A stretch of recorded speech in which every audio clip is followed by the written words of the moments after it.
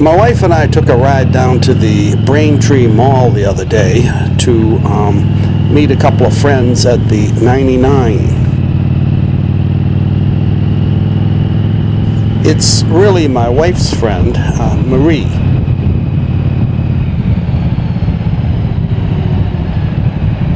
Marie and my wife both went to Boston State Teachers College. Must have been around 1962, 1963, 64, 65. They met each other at college and have been good friends ever since. The 99 restaurant's always a good spot to meet up and have lunch.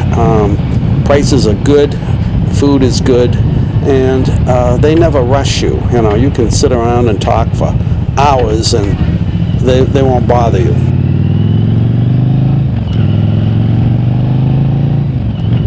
During the get-together, I ended up doing a couple of cat-type jokes. My wife didn't appreciate that.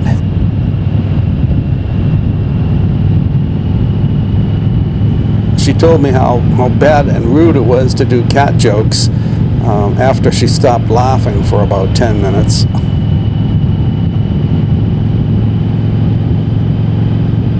I think there's something inherently funny about cats.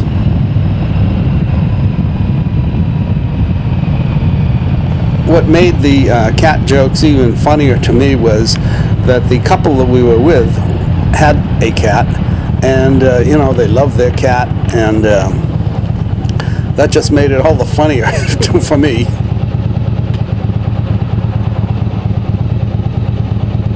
Well, anyhow, on a more serious note, I see that Hillary Clinton has launched her campaign to become President of the United States.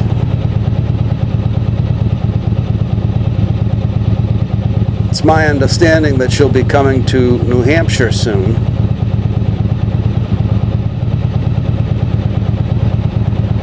I'm personally more of a Tea Party person than a Democrat or a Republican.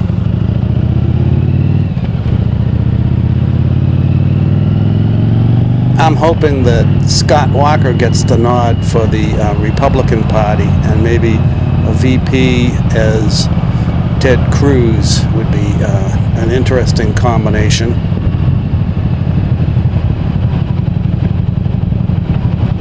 One thing's for sure, in 2016, I'm going to be voting for a candidate that's running and saying that they will eliminate the IRS.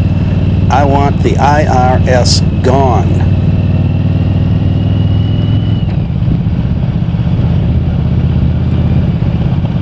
I hope all the people that are going to vote in the 2016 election got a chance to see that arrogant John Koskinen, head of the IRS, testify.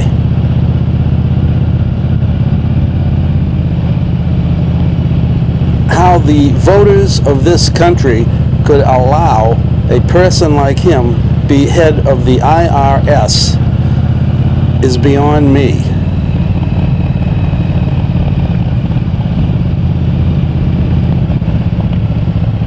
The presidential candidates, they can institute a flat tax or a sales tax or anything but what we presently have. And I want to hear about the IRS being removed, expunged from the United States.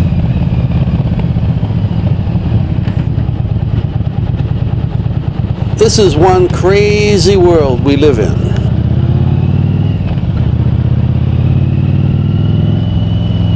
Army Sergeant Bo Bergdahl gets greeted by the White House and by President Obama.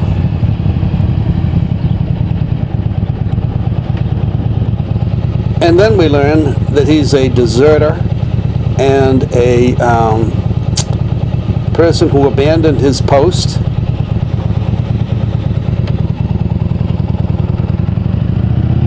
And a person who's being court-martialed.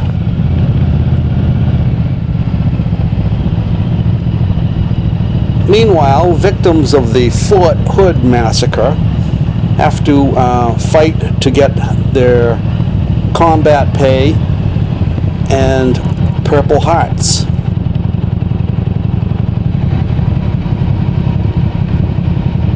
Seems very much upside down to me.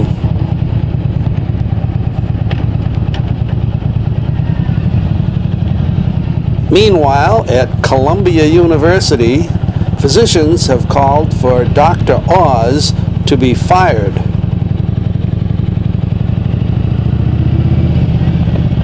The physicians cited Dr. Oz for a lack of integrity for promoting what they called quack treatments.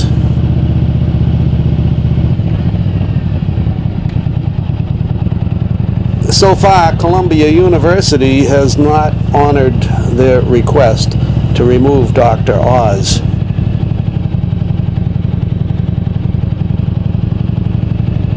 Meanwhile, over Italy way, Muslim immigrants have been arrested for allegedly throwing Christians into the sea after a brawl.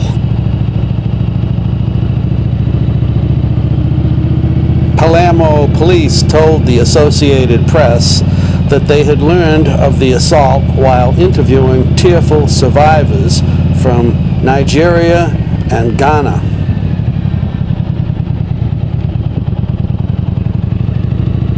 The 15 Muslim migrants were accused of multiple homicides aggravated by religious hatred.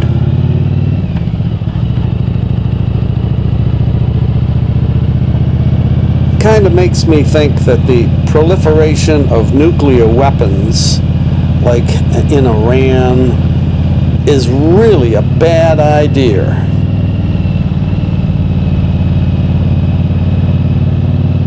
These Muslim countries aren't going to think twice about dropping a nuclear weapon.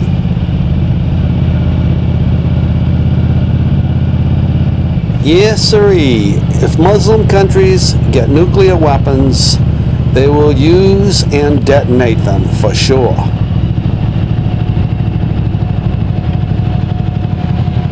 Having Barack Obama and John Kerry negotiating with Iran hits me as being a really bad idea.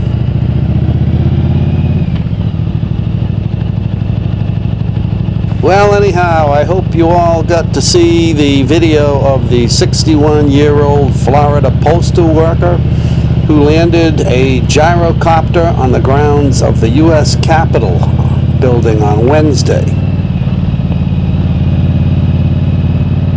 I'm hearing that the worker said he was delivering protest letters to Congress.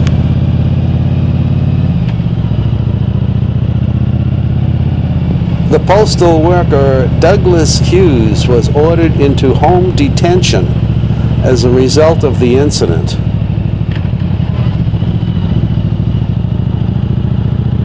So let's see, we've got people with machetes entering the White House. We've got this postal worker flying onto the Capitol grounds. We've got President Obama playing golf all over the country. And we've got Secret Service people using prostitutes that have been hired for them by drug cartels.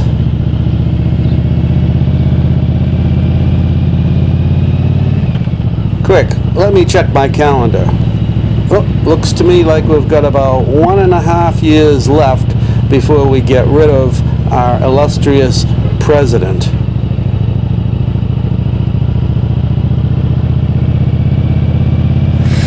Oh yeah, one more thing. I see the local town workers have been out filling potholes. That's a good thing. We surely needed it, and I'm glad to see that. Some of the potholes that were created by this horrendous winter were certainly big enough to take down a motorcycle.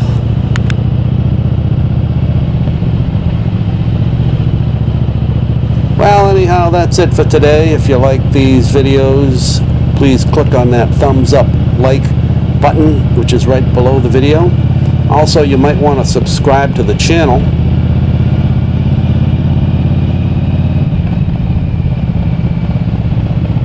So anyhow, keep the rubber side down, stay safe out there. Remember, there's danger everywhere. And also, remember, I'll be back.